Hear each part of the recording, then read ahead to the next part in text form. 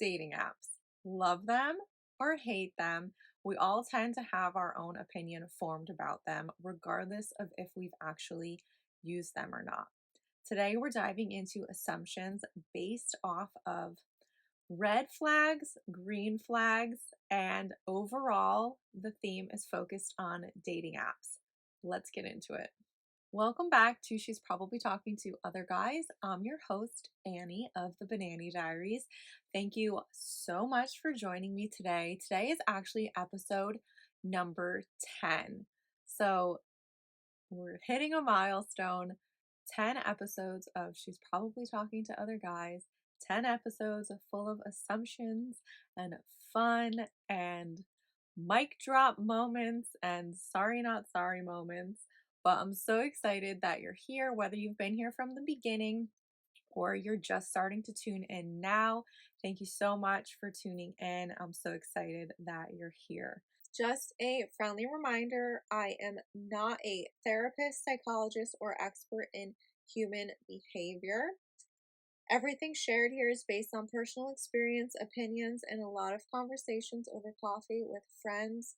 If you're struggling with something deeper, I always recommend seeking professional help in chatting with a licensed professional. This is a judgment-free, assumption-checking zone, so take what resonates with you and leave the rest. A quick recap of last week. Last week's episode, number 9, was titled, What You've Been Through Doesn't Define You, It Shapes You. We talked about how what's happened in your past doesn't have to continue happening in your future. You don't have to relate yourself to that person anymore that you used to be. You're allowed to grow. You're allowed to become someone new. You're allowed to reinvent yourself because at the end of the day, you can choose to be whoever you want to be. So tune in to last week if you haven't yet, or give it another listen if you feel like you need an extra reminder that it's okay to leave your past self in the past because we are looking ahead, focused on the present and the future. Today's episode is titled Profiles, Promises, and Red Flags. When I decided to do an episode on dating apps, it wasn't necessarily based off of me personally. I've never used a dating app, although I will tell you, I have had friends who have tried their hardest to get me onto one. Um, I'll share a little bit later as to why I don't think that I will ever enter the dating app realm. But I wanted to do an episode on this today because, first of all, I got a lot of comments and messages that you loved the first red flag, green flag episode that was closer towards the beginning of this podcast. So I wanted to revisit this topic, but in a different light. So we're really tackling the different color flags that appear when it comes to online dating apps. I know numerous people who have found their person on dating apps. From my best friend, my cousin, I have some other family members who have, and I just hear other people talking about it sometimes in different places that I frequent.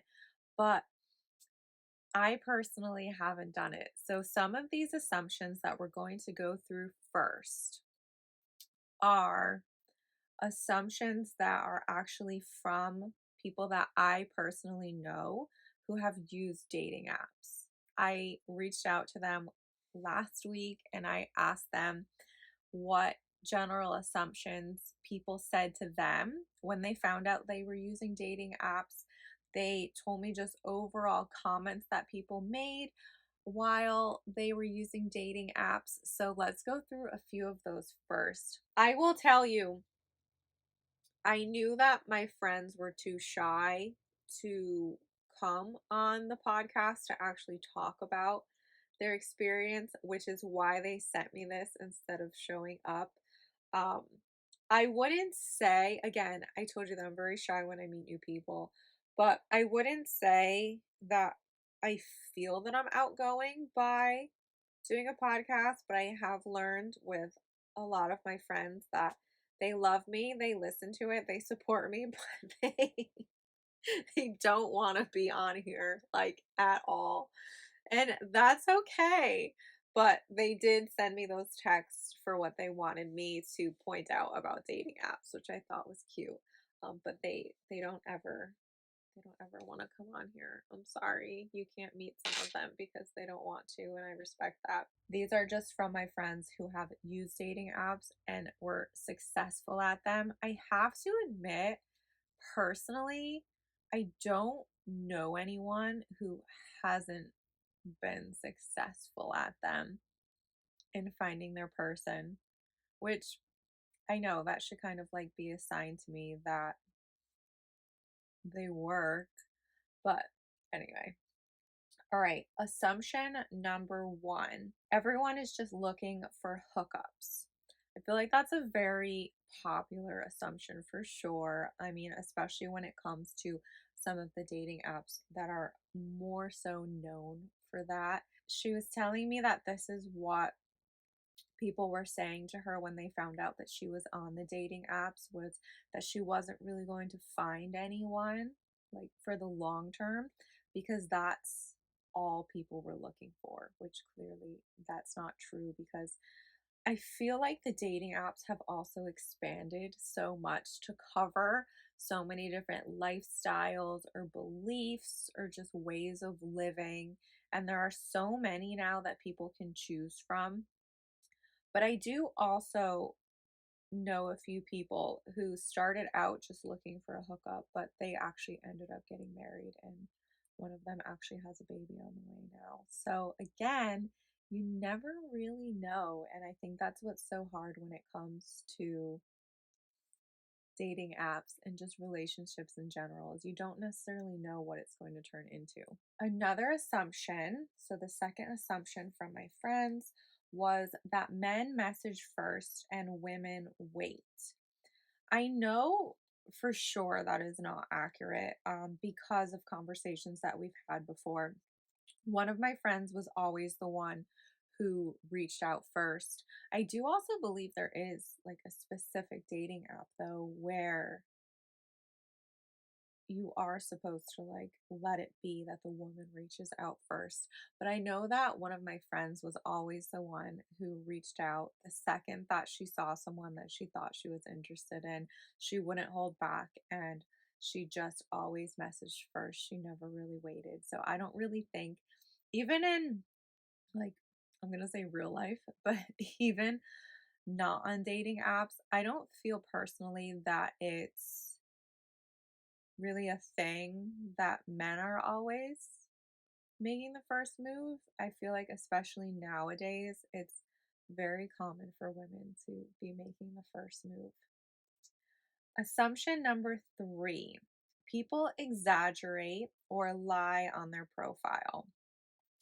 Keep in mind, like, there's going to be a lot of devil's advocate happening today, because it's so, again, these assumptions. Yeah, I'm sure this happens a lot.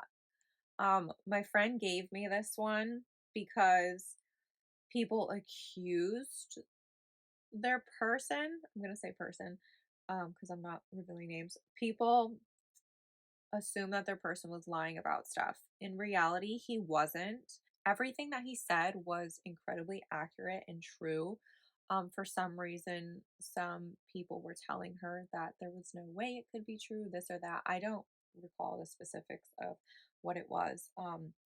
But again, it was this assumption that, oh, it's a dating app, he's exaggerating. It's a dating app, that can't be true, or maybe he's not sharing everything, something along those lines. But in reality, they've been together for like 6 years now, in a very serious relationship, and he was not lying. Okay, the fourth assumption, only desperate people use the apps. I don't think that that's true at all. Again, I think that this is 2025. There are so many ways to meet people nowadays. I would not use the word desperate at all. I think that it's become very normal for people to meet someone on a dating app, regardless of what you're looking for. I feel that it's very normal. So to say desperate, I don't like that. That's kind of mean. Well, it's not kind of mean. It is mean to call someone desperate. Um, so one of my friends gave me this because other people were saying this about her when she was using the dating app. They were trying to imply that she couldn't find anyone in real life. She's mean. I don't like that. Especially because I know that, like, somebody said that about one of my friends. I don't like that. Number five, it's harder to build something real online. I haven't been on a dating app ever. But what I'm going to say when it comes to it's harder to build something real online, I don't think that that's true at all. I'm not using a dating example for this. If you've been listening in or you follow my blog, The Banana Diaries, you know that I like live and breathe social media. And from a friendship perspective, I have met so many amazing women where our friendship started online and then safely, of course, like I met them in real life. They were exactly who they were online. We clicked right away. It was so nice to finally meet them and be able to put like a real human to the name and to the account that I had gotten to know. So, I don't think that necessarily it's harder to build something real online. I just think that it takes one, like confidence, first of all. Two, you also, we'll get into this a little bit further in the episode too. You need to still use your gut feeling when you're meeting people online. If something seems like a bit off, you should probably have your guard up and you need to kind of make your own decision for yourself if you think that this person is real or not. But in regards to building something real online, I've built like adult friendships online. Um, and I think it's actually easier.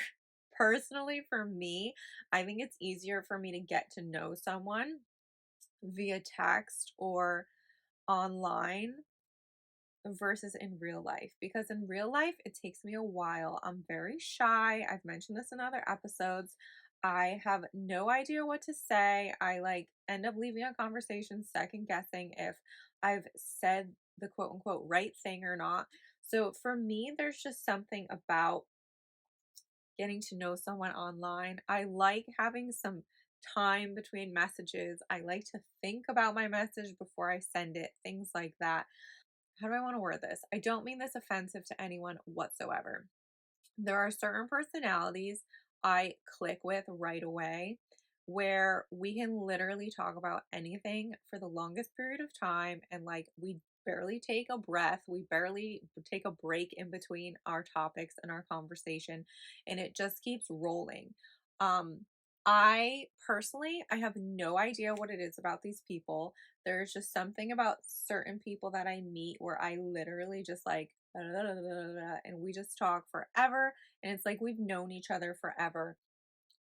So if you meet me in real life, don't be offended if I'm not like that with you. I feel like it's like a very small, like 5% of the people that I meet can just naturally bring that out of me. And I don't know what it is. But again, 95% of the time, I'm very quiet and I'm very shy and I'm very reserved because all of this doesn't just naturally come out right away unless you're magically in that 5% of people who can bring this out of me so easily.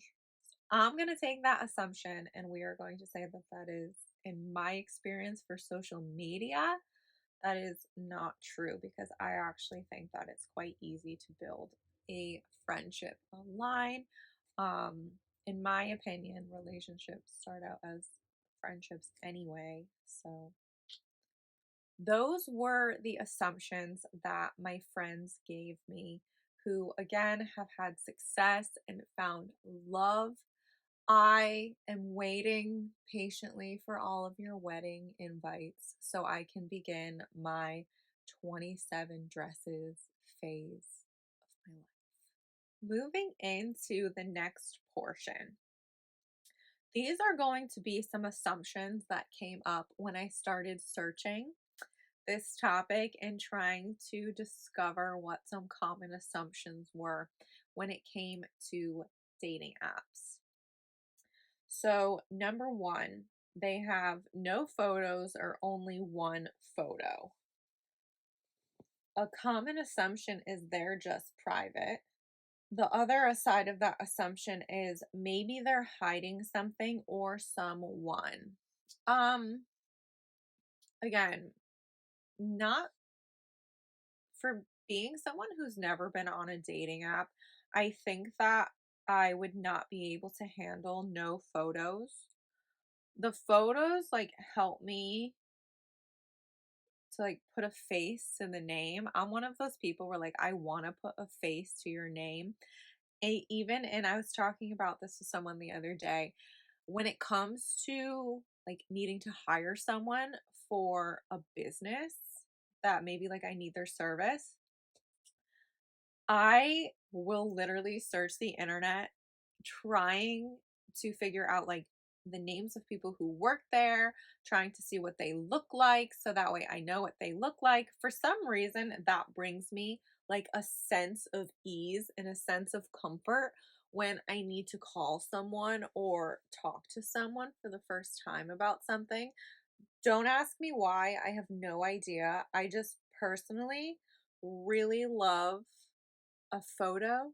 I love a biography. I like to know a little bit about the person that I'm talking to. Again, that's from like a business perspective, but it would be the same if I was to go on a dating app. I would need photos. They need to be real photos. Yeah, I don't know. I don't know that I could ever make an assumption on that they're just private. I think I would naturally I probably wouldn't even make it to the opposite assumption that they might be hiding someone or something or someone because I don't think I would even give that profile like a second thought. I think I would just continue on my way. So, when it comes to assumption number one, personally, I'm going to say that no photos is a red flag. I'm sorry if you're offended by that. Um, Only one photo, I'm not gonna give that flag a color. I'm not sure. At least if there's like one, if you can put a face to the name, that's better. Um, but I don't know. Is it just me? I have like over 14,000 photos in my camera roll. They're not all me, I swear, but I mean, is it strange that I have like that many photos in my camera roll? I'm just shocked that someone wouldn't be able to pull one photo of themselves. Number two, there is an assumption about someone having only group photos. So one of the assumptions is they must be a super social person.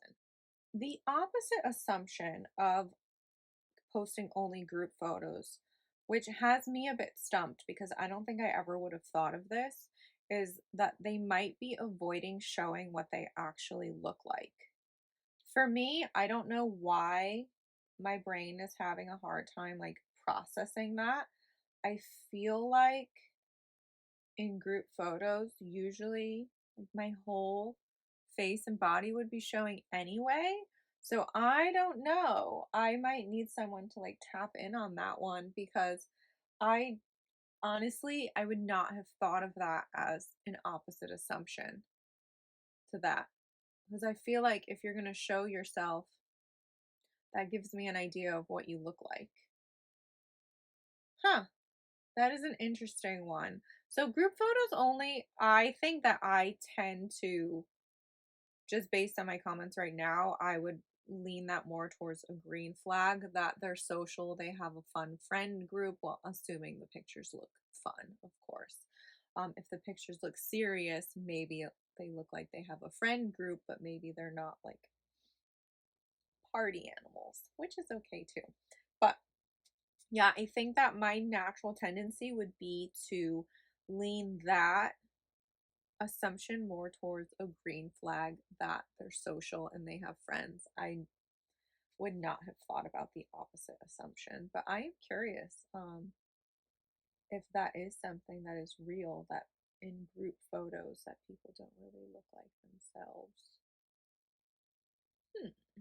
So number three is there's too many gym mirror selfies or shirtless pics. So one side of the assumption is they're confident.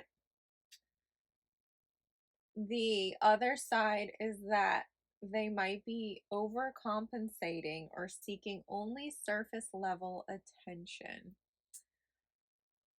I don't know if it's because I tend to see the good in people right away. I think my assumption would be maybe they're a trainer, maybe they are a professional athlete. I think that would be where my brain would go first, and I would do a little bit of like searching through their profile to see if that was accurate. My brain immediately would go to the thought of, oh, maybe they're a personal trainer, maybe they are a professional athlete, maybe the gym is a massive part of their lifestyle. And I do think that that could absolutely be true. Maybe they're trying to find someone who also loves the gym. Maybe they want someone where not only can you be in a relationship, you're going to be gym buddies as well.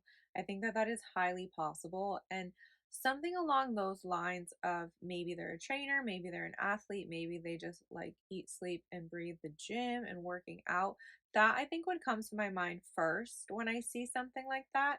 I don't want to say benefit of the doubt because, again, I am not perfect, obviously, at not making assumptions about people, right? It's something we all do. We talk about this in other episodes too. But I tend to give like the benefit of the doubt. I tend to think a bit more of, oh, well, I wonder why, versus just straight up making an assumption right away. But again, go through their profile. You need to see. Maybe you strike up a conversation with them and they are like incredibly self centered. And then you have your answer that maybe it's not because they're a trainer or a professional athlete or love the gym. Maybe they really just post photos of themselves because they are more interested in using the app for more of a superficial, casual, attention seeking kind of way. I'm in between red flag, green flag. I'm in between on this one. Number four, they write a vague job description or just entrepreneur and no other details. So, one assumption is that they're ambitious because you see the word entrepreneur and you assume that it's based on ambition. The opposite assumption that was more on the popular side is that they could be unemployed or they're not being completely transparent with what they do, which I feel like something vague is not transparent anyway, but moving on.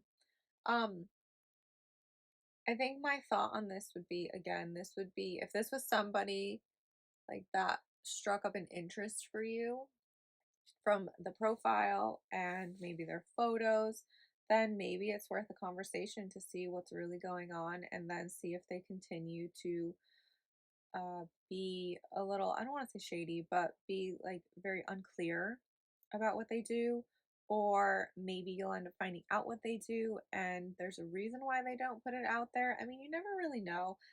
You could also be meeting someone who's in a transition from one job to another, or maybe they're starting their own business, hence the entrepreneur part, but maybe the business isn't ready yet. Things like that. I think that that's something that you could have a conversation about to clear something like that up if it is someone that you're really interested in.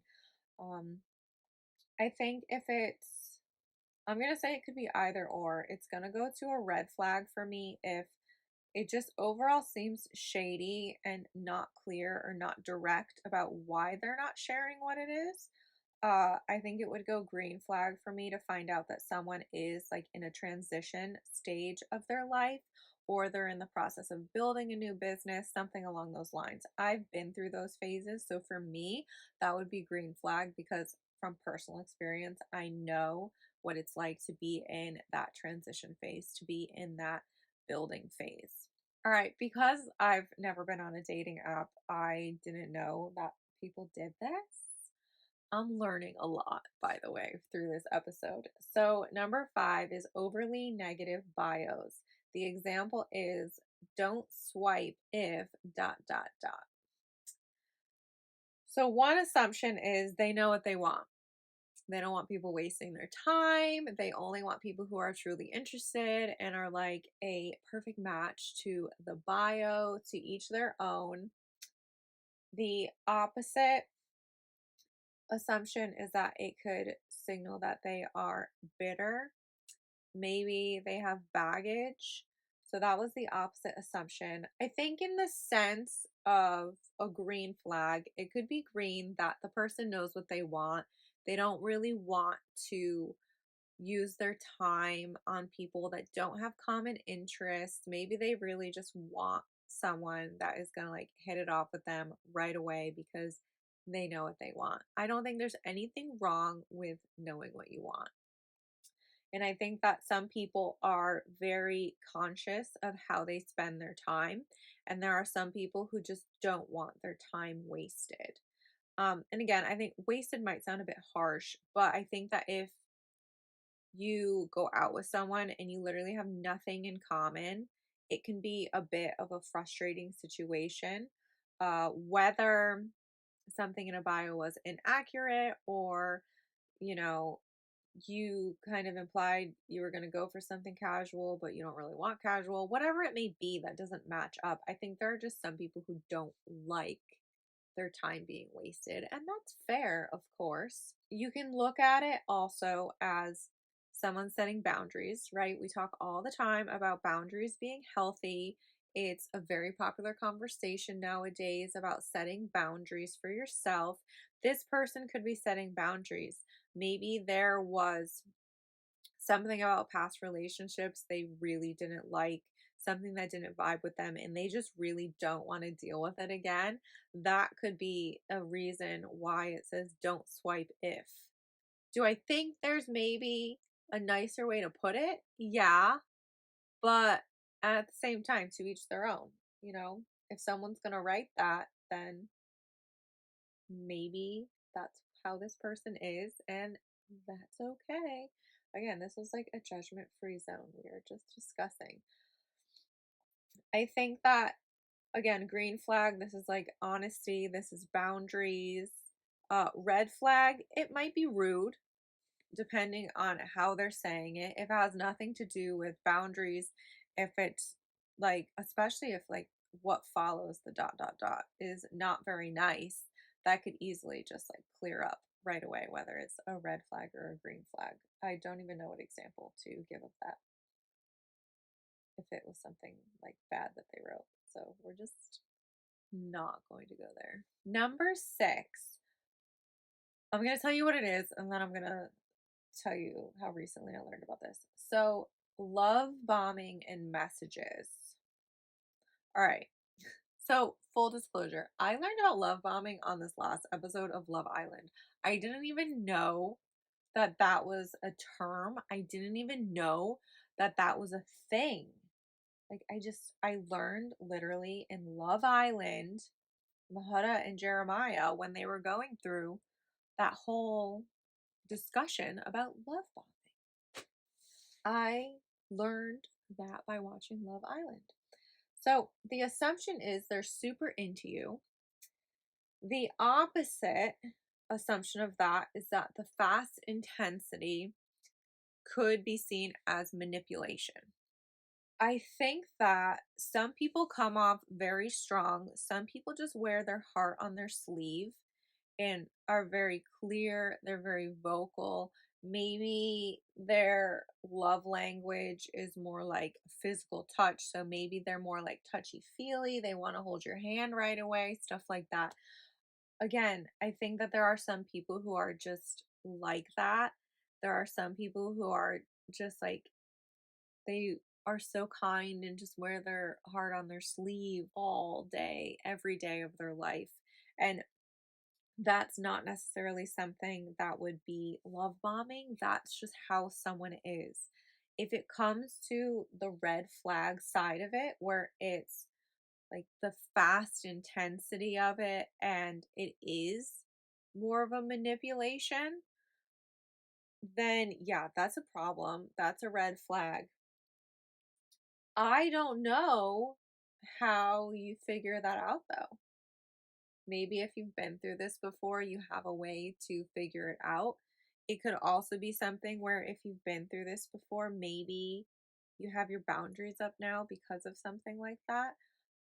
It can definitely change how you interact with people in the future. That's my thought. It's not personal experience, but that would be my thought, is that if you've experienced it from that red flag point of view, maybe you go about dating differently now because you've experienced it. Not sure. But again, I think if you're genuinely meeting someone who is just a very kind, love language, like touchy feely kind of person, I don't think it's a red flag. I think it's a green flag. The manipulation part for me is what turns it into a red flag. Number 7 is that they avoid meeting someone in person. I think, like, at the end of the day, if you want to be with someone, you're gonna need to meet them in person. I mean, one side of it is they're just busy or they're shy. From the side of them being just busy, I think that if you really want something to happen in your life, you can make the time for it to happen. I'm a big believer in that. So if someone ever said to me, like, repeatedly how busy they were, and they keep like repeatedly pushing something off because of how busy they were, my mind immediately just jumps to the idea of, okay, well, if you really wanted to, like, you would make time for it. You would have a little effort behind like whatever it may be that we're trying to set up. So for me, that's where my brain would immediately jump if someone kept saying that they were too busy. Like, either you make time, either you want to or you don't want to, you make time, you don't make time. Like, that's where my brain jumps. So I would say that for someone like saying that they're just busy, like, that's a huge red flag for me. Because again, like, you can make time if you really want to. I think that uh, I think I've turned this into a red flag for me, like, for the entire one, because the opposite assumption of it is they might not be who they say they are, so they might be avoiding meeting in person because they know, if we use the term catfishing, they know that they're not who they are, whether it's based on the photo or maybe it's based on things that they've said to you. Maybe they have just kind of been playing like a little scheme all along. Um, the first assumption I think was supposed to be a good one, but I'm sorry, for me that hit me like a red flag. So if you're busy, I find that to be a red flag because you're not making the time.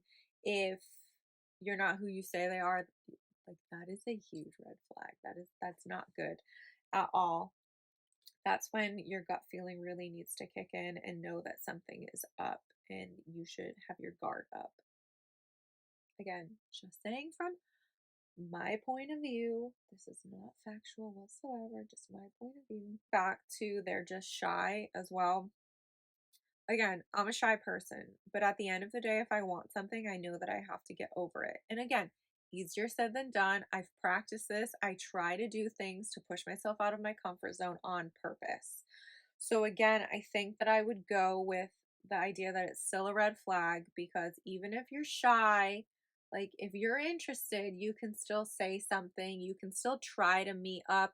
Maybe start with like a video call if you're really that shy, something along those lines. That's where my brain goes when it comes to this. If someone is refusing to share their social media, versus basic details. Assumption on one side is they're private. The assumption on the other side is it could be secrecy or dishonesty. I will admit, and I mentioned this in another episode, that recently I have met more people who literally don't have social media at all, or they have a profile, but they do no posting whatsoever. I know people who have it that can't stand it. They only have it so that way they're there, but they literally like don't use it. Like these are people where I will send them a funny meme and like a month later they'll actually open it. So again, I think that when it comes to social media, everyone has their own like temperature, if we say, for how they use it. I'm on there all the time, but I'm not really on there in the sense of necessarily trying to find information about people. Again, from content creation, running my business, the podcast. I'm on there because I genuinely love, well, one, making posts and creating. Two, I like to get to know people. And I feel like social media is a fun place where you can have interactions with people that you wouldn't normally interact with based on like location or based on their job, something along those lines. I think that that's something that is very unique with social media is that it can bring people together and provide opportunities that you wouldn't usually have if social media didn't exist. So for me, I'm on the side of, and I know it's not a green flag for everyone, but my brain naturally would jump on trying to find out, okay, does this person have social media? Yes or no? Do they just not use it? Yes or no? Right? Trying to find like where someone sits on the using social media scale, if we say it like that. Basic details is different to me. So if you refuse to share your social media, okay. But basic details, I think, could be a bit strange. And I'm not talking like it's basic. Your name, at least like the state that you are in, something along those lines, right? So at least like because if you're not looking for long distance and you're on the East Coast talking to somebody on the West Coast, that's not going to work if you don't want something long distance or if you're not interested in moving anywhere, neither is the other person, right? So basic things like that I feel like are important when it comes to secrecy or dishonesty. Yeah, I mean, again, I mentioned for another assumption, catfishing. No, that's not cool, but people are still going to do it. There's still going to be fake profiles up, and you just need to try your best to kind of gauge what exactly the situation is based on the profile that you're looking at. All right, there's assumptions out there that there are people on dating apps who love drama and talking badly about their exes. Yeah. So, again, if you've listened to me before, I can't stand drama. I can't stand talking about people. It like irritates me. So for me, that's like a massive red flag based on my personal experience. I can't stand it. No. So if someone's going to, especially I feel like on a, I don't know, isn't that bold for a dating app to be like out there and you're starting drama and talking badly about your exes? I don't know. So one assumption is they're just unlucky in love. Another assumption is likely unresolved issues or a lack of accountability. I just don't like it. So, regardless of the reason, like for me, this is a huge red flag. But maybe again, maybe this is, we talked last week about sharing your story. This is your story to share. So, maybe it's someone just sharing their story. Again, like playing devil's advocate and trying to see the good in it. It could be something along those lines. Maybe this is them like trying to tell their story. I think that it's easier to spot if someone's just being mean to be mean or someone's just talking badly to talk badly. So, again, you use your radar, kind of figure out where this person falls on this. If you love drama and you love talking ish about your exes, I'm not judging you whatsoever. You do you, boo boo. It's just not for me. But again, maybe there's somebody out there who likes this. And it's literally to each their own. So again, for me, this just screams red flag for personal reasons. Maybe not for you. And that's okay. And that's why we talk about this. Inconsistent communication. One assumption is they're bad at texting. The other assumption is they're juggling multiple people or they're just not genuinely interested. And we've talked about people being bad at texting before. So that in a previous episode was more just about clarifying and being like, are you just not into texting? Do you not like texting? Are you bad at it? Um, Things like that. Uh, I don't know how, unless you like can figure it out, I don't know how you would know if they're juggling multiple people. For me, it would be, and even some of my friends do this, and then they ask me why I don't reply. But if you text me, ha ha ha ha ha ha ha ha ha, I don't usually reply because one, I don't know what I'm gonna say to that. Two, like if that's your only response, I'm just not gonna reply. I tend to be someone where if the conversation isn't like, I don't want to use the word intriguing because I know that I have some incredibly boring conversations with people where we're actually having a productive conversation, but to someone from the outside, it's like one of those boring conversations you could possibly have. But for me, like one word answers, only LOL, only like ha ha ha ha ha. Ha. I don't answer because I'm someone where I feel like I'm bothering you. So if I stop texting because you only sent me like ha ha ha ha, ha, it's because I feel like okay, either conversation's over, all I did was send you something funny, that was your response because I knew it was funny. But again, like I'm not going to continue replying after that because to me it's like either I got my point across just by sending a funny meme or just saying something funny because I'm so hilarious, lol. um I wouldn't reply usually to something like that. And when it comes to dating, if you're sending me one word answers, I'm probably going to stop replying because to me that's just a sign that you're not interested. And I think that if they were interested, I think there would be a conversation like as to why I didn't reply. Like that would be in my mind. Like if you were interested, you could strike up the next conversation after I stopped replying because you do want to talk to me. But I think that if the conversation stops after you've given me a one word answer and then I don't reply, conversation's done, and then you don't hear from me and I don't hear from you, that would be my answer to okay, they're not interested because now they're not reaching out.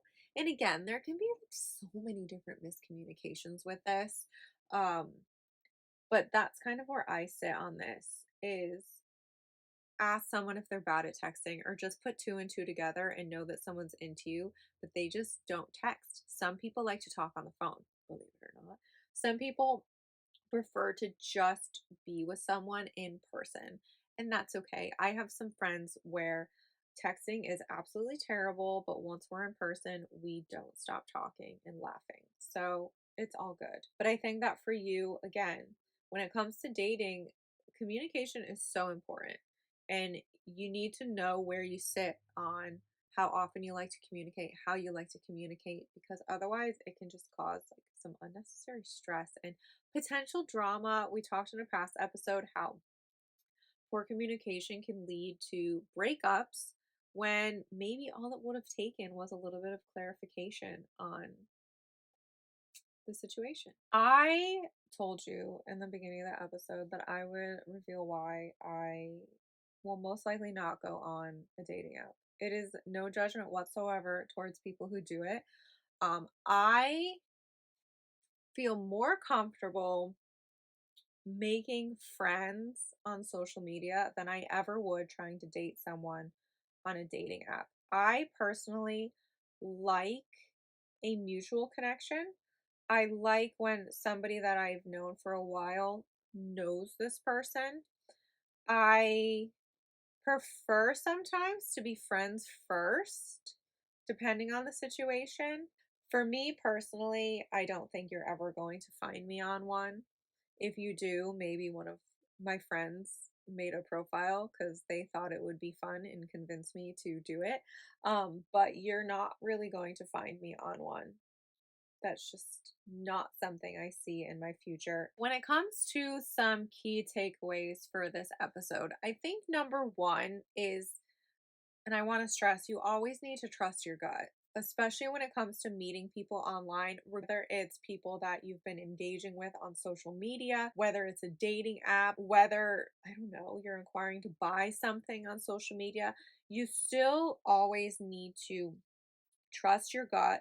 I think that something we talked about when it comes to assumptions is to be more curious, maybe about why this person wrote this in their bio or why they have that photo up, something along those lines. Right. Like, again, trust your gut. If it's a photo and whatever it may be, completely, it's like turning you off, then trust your gut if you don't think you should look into that any further. But when it comes to something, I don't know, maybe simple or something small, and you're just curious, you're interested in getting to meet this person, you never know what can happen. And I could tell you that from one of my friends who was on there just for a hookup, and now there's a baby on the way. Like, she would be the first person to tell you that she never thought that this was gonna, like, turn out the way that it did, you know? It was gonna be like a one night thing, and then they dated for the longest time, and then they got married, and now there's a little baby coming.